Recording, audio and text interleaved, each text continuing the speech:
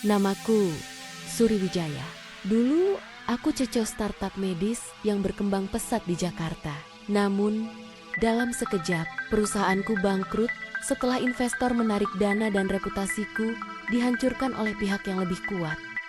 Aku jatuh bukan hanya secara finansial, tapi emosional.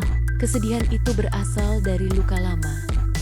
Ayahku meninggal akibat obat bermasalah milik raksasa farmasi Erta Medica Grup Obat bernama Sefarin 10 tahun lalu. Dan aku bersumpah mencari keadilan. Suatu malam, aku mabuk di trotoar Jakarta Selatan. Hidupku terasa berakhir. Lalu seseorang muncul dalam hidupku dengan cara paling tidak terduga. Hujan baru saja reda ketika aku berjalan tersiok-siok di trotoar kawasan SCBD pada malam itu. Sisa air menetes dari jaketku. Aroma alkohol masih terasa kuat dari napasku. Mobil-mobil mewah melintas. Lampu gedung berkilau tinggi. Tetapi semuanya terlihat kabur bagiku seperti dunia yang bergerak tanpa peduli bahwa hidupku baru saja hancur berantakan. Namaku Suri Wijaya, 33 tahun. Dulu aku CEO perusahaan rintisan medis yang cukup diperhitungkan di Indonesia. Kini, hanya dalam beberapa minggu, aku menjadi bahan gosip di media. CEO gagal, direktur bangkrut, perusahaan runtuh dalam semalam.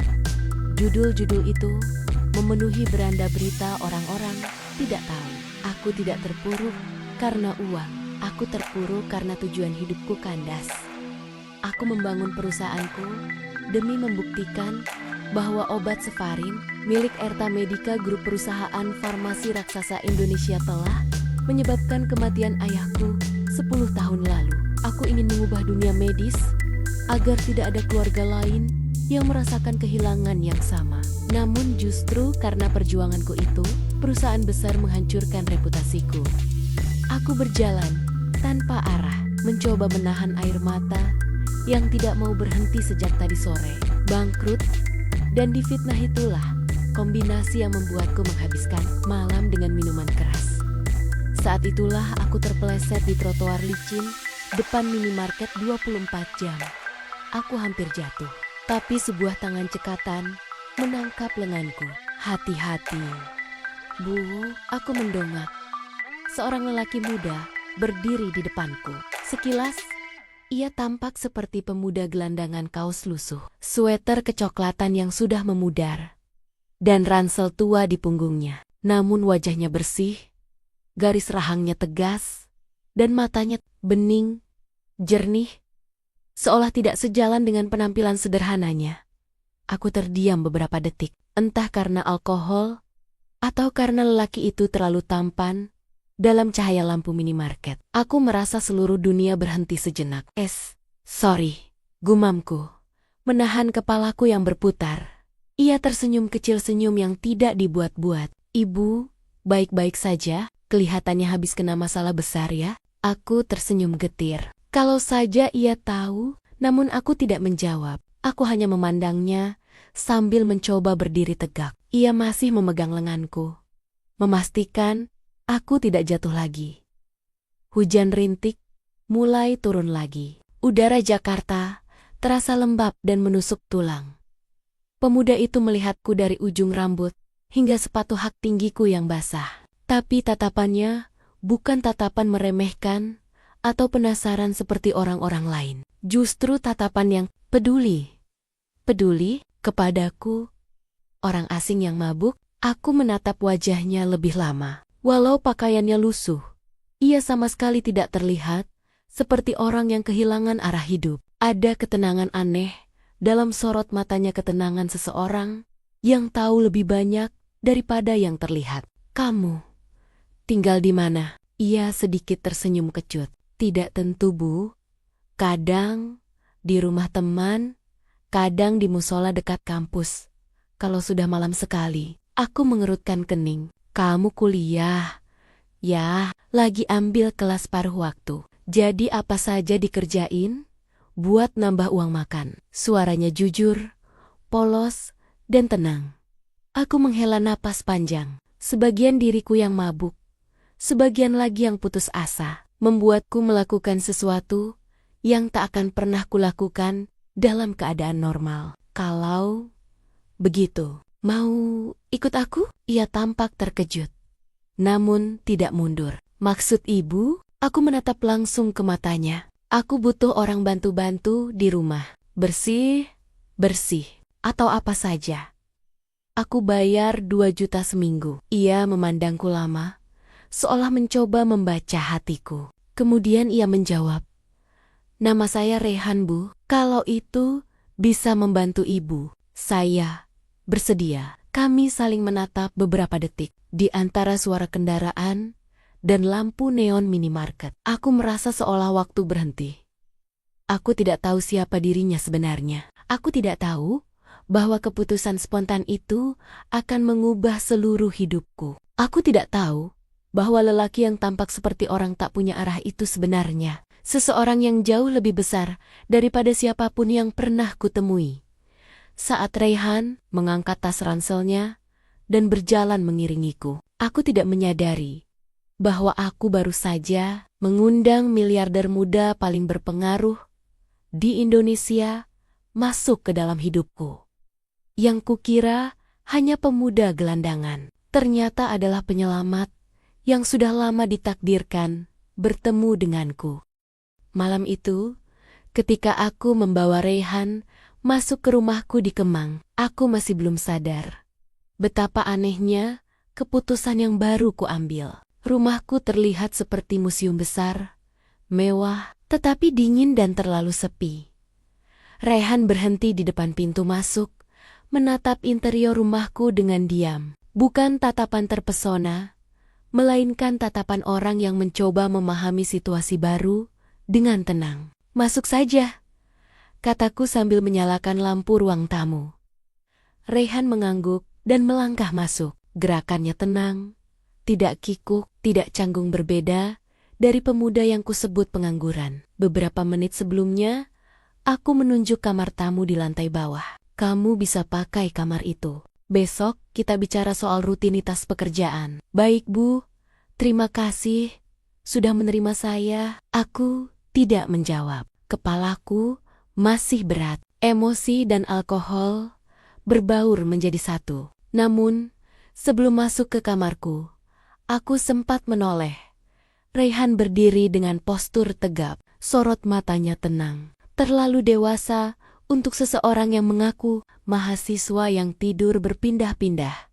Untuk sesaat, aku merasakan sensasi aneh seperti sedang membawa masuk seseorang yang bukan sembarang orang. Namun aku mengesampingkan pikiran itu dan masuk kamar, membiarkan malam membawa segalanya tenggelam. Pagi pertama yang mengubah segalanya, aku bangun dengan kepala berat, tubuh pegal, dan perasaan kacau. Ketika keluar kamar, aroma sesuatu yang harum mengejutkanku. Aroma makanan. Aku berjalan ke dapur dan terbelalak. Di meja makan terdapat hidangan nasi goreng seafood dengan plating yang rapi, seperti menu hotel bintang 5, lengkap dengan potongan daun bawang dan telur setengah matang yang nyaris sempurna. Di sampingnya, ada jus jeruk segar dan air hangat lemon. Rehan sedang menata sendok dan garpu. Wajahnya fokus seperti chef profesional.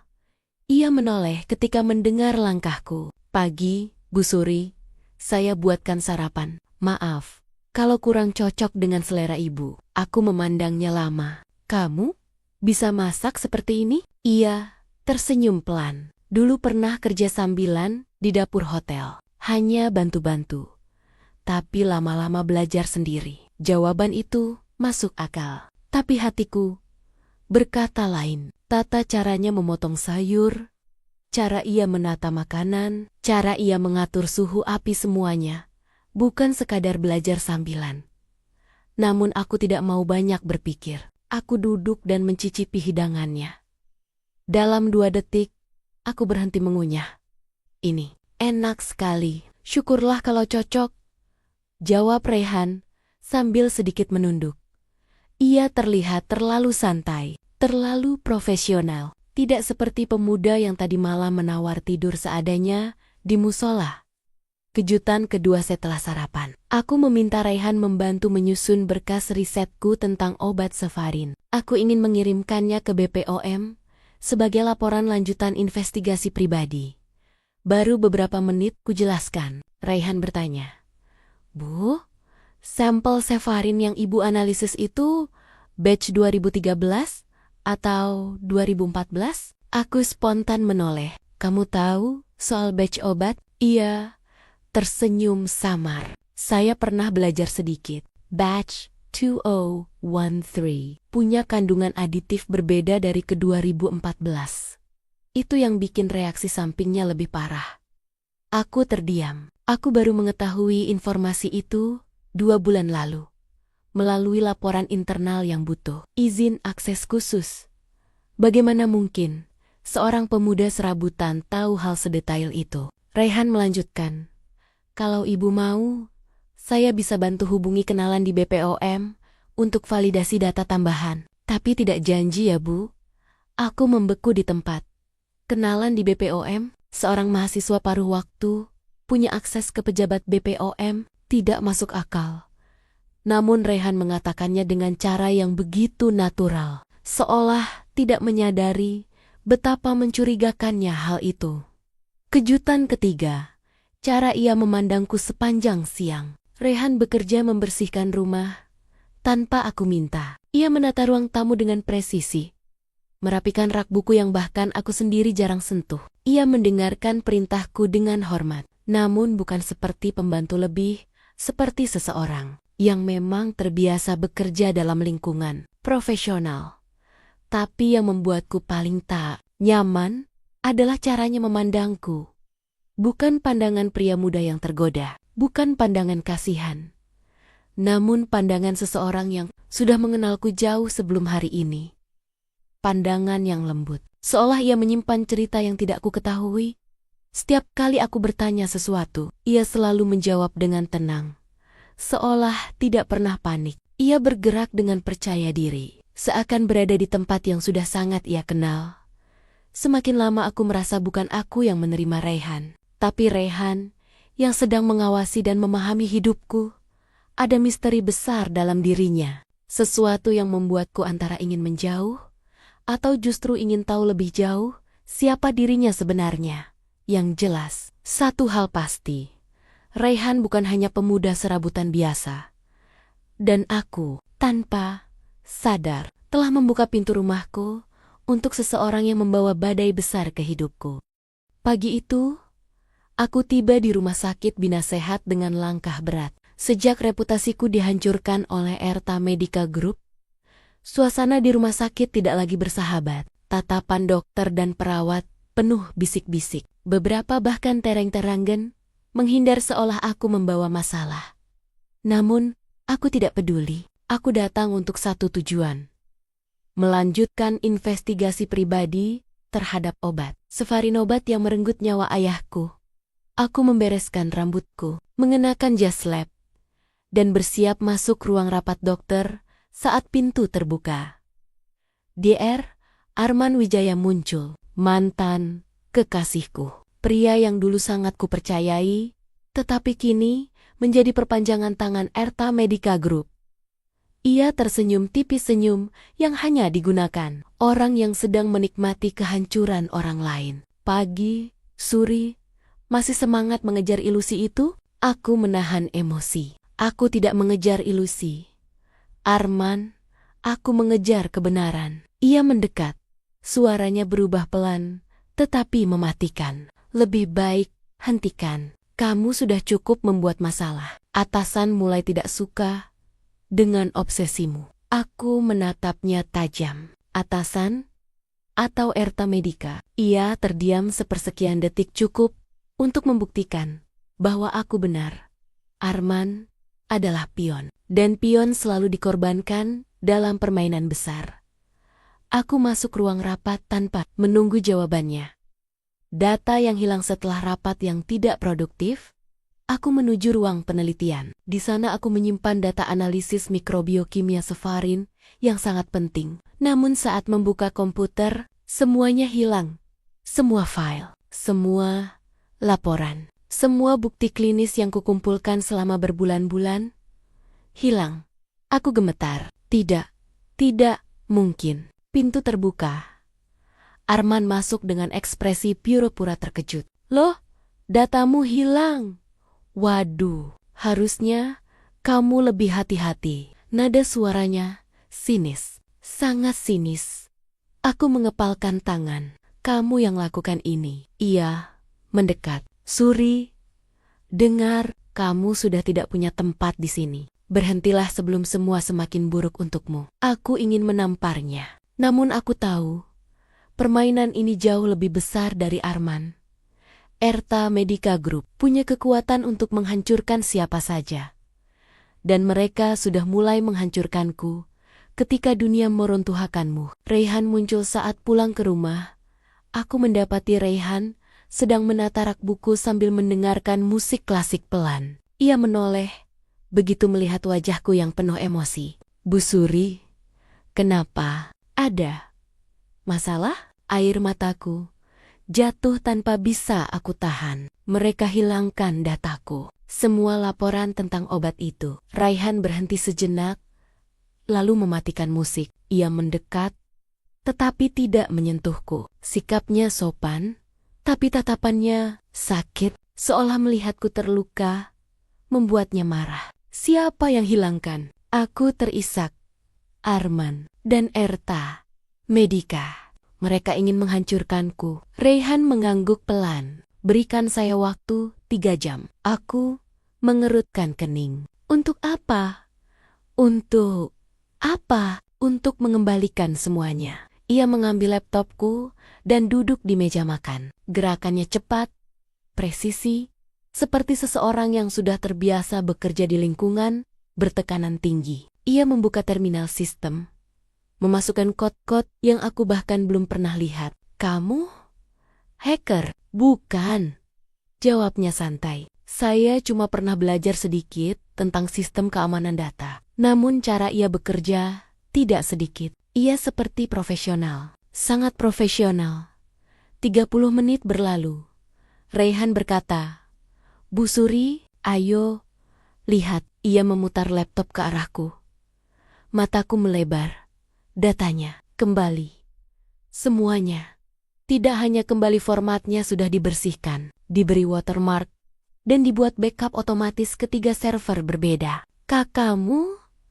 Gimana bisa? Raihan hanya tersenyum kecil, seolah hal itu adalah hal paling mudah di dunia. Erta Medica punya IT bagus, tapi tidak sebagus itu, Bu. Aku tertegun. Siapa sebenarnya pemuda ini? Raihan melawan armada korupsi dengan cara tenang. Keesokan harinya, aku kembali ke rumah sakit dengan kepala tegak. Arman menatapku terkejut saat aku memperlihatkan bukti lengkap yang sudah kupulihkan. Kok bisa balik? Ujar Arman. Wajahnya pucat. Aku menatapnya dengan dingin. Kalau kamu pikir aku mudah dijatuhkan, kamu salah besar. Arman menggertakkan gigi. Suri, kamu tidak tahu dengan siapa kamu berhadapan. Aku tersenyum sinis. Kamu pun begitu. Karena tanpa Arman sadari, di luar rumah sakit, dari dalam mobil hitam yang parkir di pinggir jalan, Raihan sedang memperhatikan semuanya dengan tatapan yang jauh lebih gelap dan tajam dari yang pernah kulihat. Seolah ia punya rencana besar yang bahkan aku belum mengerti. Beberapa hari setelah dataku kembali berkat Raihan, suasana rumah sakit menjadi semakin tegang. Seolah semua orang bisa merasakan bahwa aku tidak menyerah, bahwa aku sedang mendekati sesuatu yang penting dan bahwa Erta Medica Group mulai gelisah. Namun entah kenapa, bukan rasa takut yang kuteruskan. Justru curiga. Curiga kepada Raihan. Sebab dalam setiap masalah, ia selalu muncul dengan cara yang tidak masuk akal. Tidak pernah panik, tidak pernah bingung. Seolah ia tahu langkah apa yang harus diambil untuk menyelamatkanku. Sore itu, ketika aku pulang ke rumah setelah rapat yang melelahkan, aku melihat mobil SUV hitam mewah berhenti di depan rumahku. Mobilnya elegan, bersih, dengan plat nomor khusus yang biasanya hanya dimiliki oleh kalangan pejabat atau keluarga kaya raya. Aku mengernyit. Siapa tamu ini? Pintu mobil terbuka. Seorang pria setengah baya dengan jas mahal keluar dan langsung menunduk hormat pada seseorang yang sedang berdiri di teras rumahku, Rehan. Pria itu berkata dengan nada sangat menghormati. Tuan Rehan, semua berkas sudah kami siapkan. Tinggal tanda tangan Anda saja. Aku membeku. Tuan Rehan, pria itu bukan sekadar pegawai. Ia sekretaris eksekutif lengkap dengan ID card bertuliskan Adiputra Corp. Salah satu konglomerasi terbesar di Indonesia. Raksasa bisnis yang memegang kendali banyak industri, termasuk properti, media, dan farmasi. Hatiku menghentak kuat. Rehan bukan mahasiswa miskin, bukan pekerja serabutan, bukan pemuda jalanan. Rehan adalah seseorang yang dihormati oleh Adiputra Corp. Aku berdiri membeku di pintu rumah. Rehan sadar ada aku, lalu menghentikan pembicaraan. Sekretaris itu langsung menunduk kepadaku sebelum kembali ke mobil, lalu pergi. Rehan menatapku dengan wajah datar, tapi sorot matanya sedikit berubah ada ketegangan yang belum pernah kulihat. Rehan, itu barusan apa? Tanyaku pelan. Tidak penting, Bu. Jawabnya singkat. Jangan bohong. Itu mobil perusahaan besar. Dan dia memanggilmu Tuan. Rehan menghela napas panjang, seolah bersiap mengatakan sesuatu yang sulit. Tapi sebelum ia sempat menjawab, ponselku berbunyi keras. Nomor kantor rumah sakit. Jantungku berdegup tidak karuan. Aku angkat telepon. Wajahku pucat dalam hitungan detik. Maaf untuk kabar ini, Bu Suri. Dewan direksi memutuskan memberhentikan Anda dari rumah sakit Bina Sehat. Aku terpaku. Apa? Kenapa? Ada tekanan besar dari Erta Medica Group. Kami tidak bisa mempertahankan Anda lagi. Maaf, telepon terputus. Tangan gemetar. Dunia runtuh lagi. Rehan mendekat. Wajahnya menegang. Mereka memecatmu? Aku tidak menjawab. Air mataku mengalir dengan sendirinya. Aku tidak kuat lagi.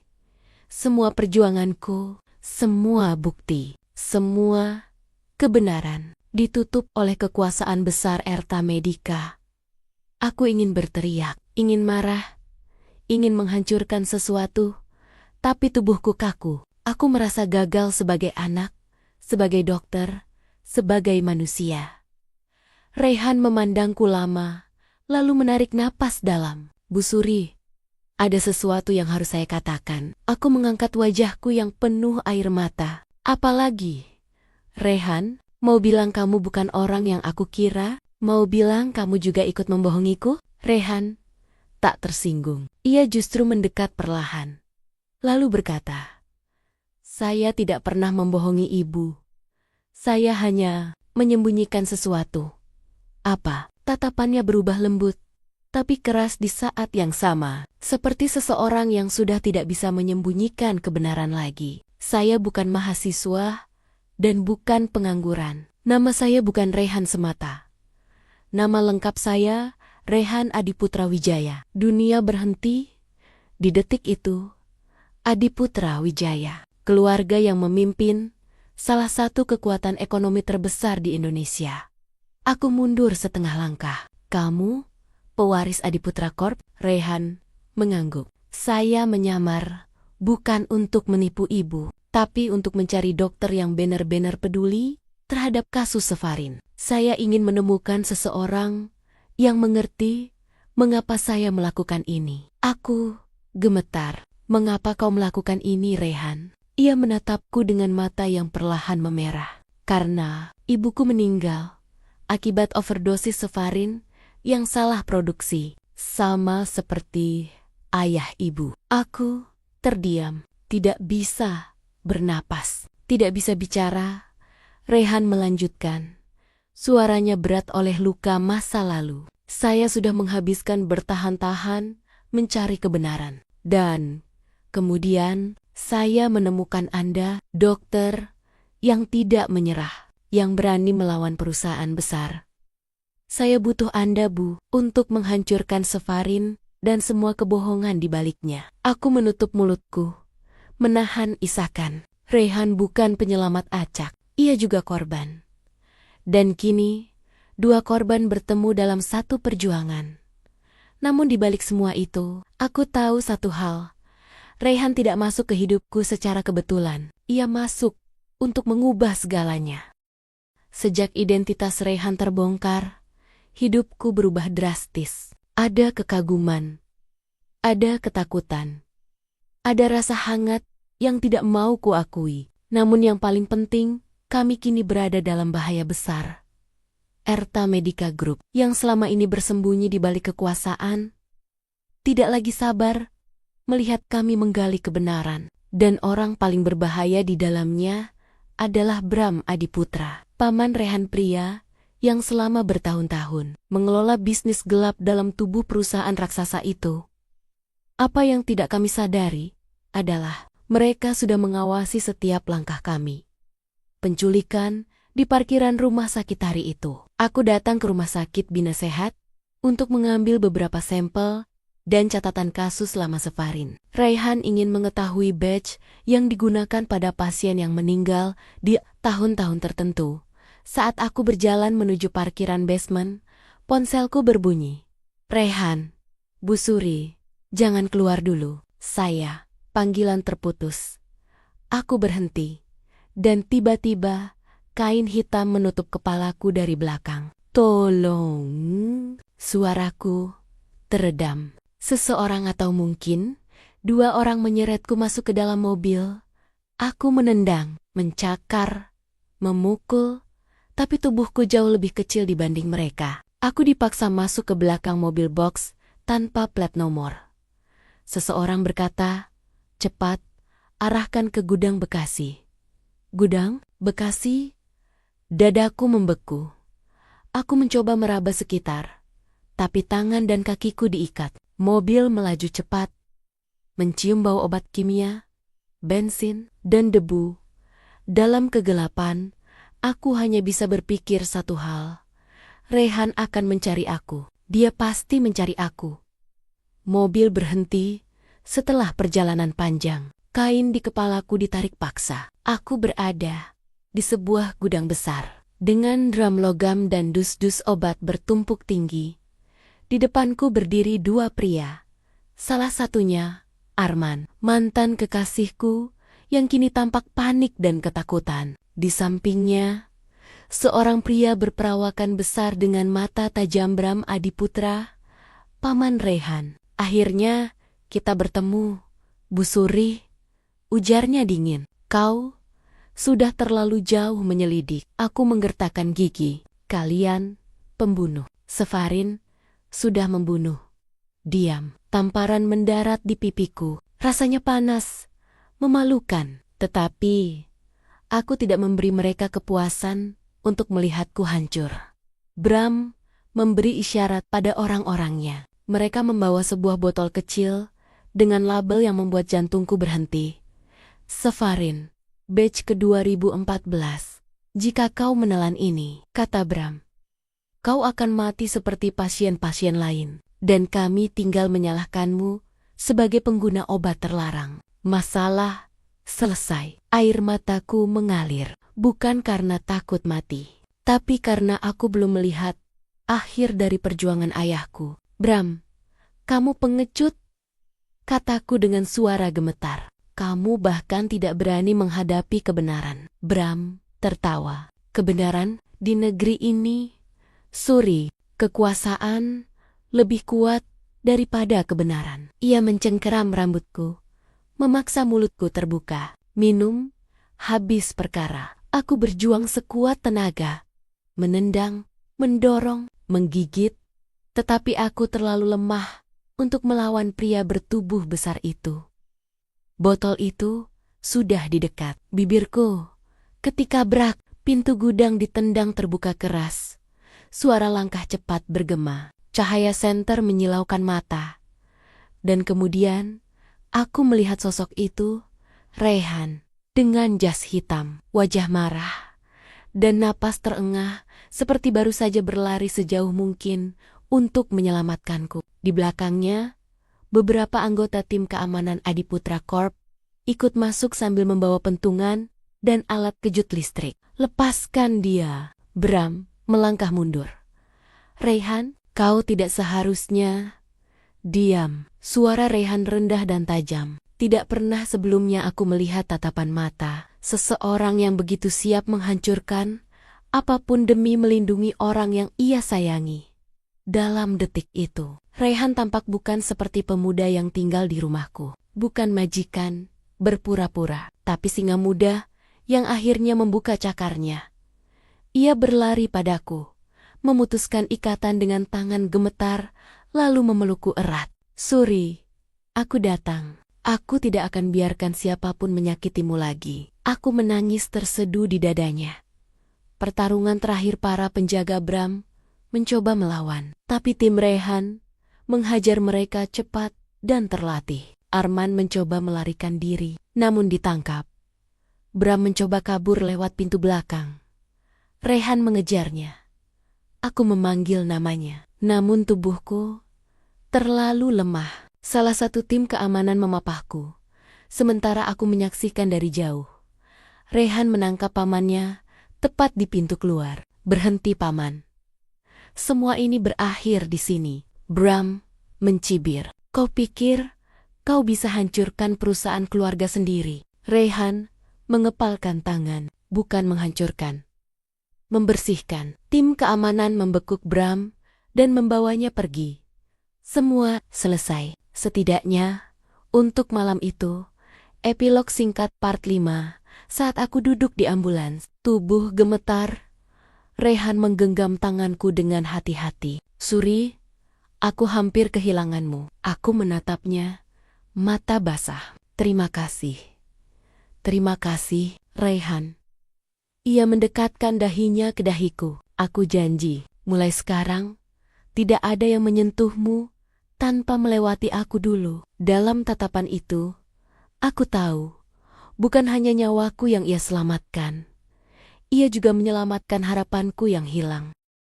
Entung, suatu malam, saat aku terbangun karena mimpi buruk, Raihan duduk di samping tempat tidurku, menatapku dengan mata yang dalam. Suri, mulai sekarang, kamu tidak sendirian. Kata-kata itu sederhana, tetapi bagiku itu seperti pintu baru yang terbuka dalam hidupku.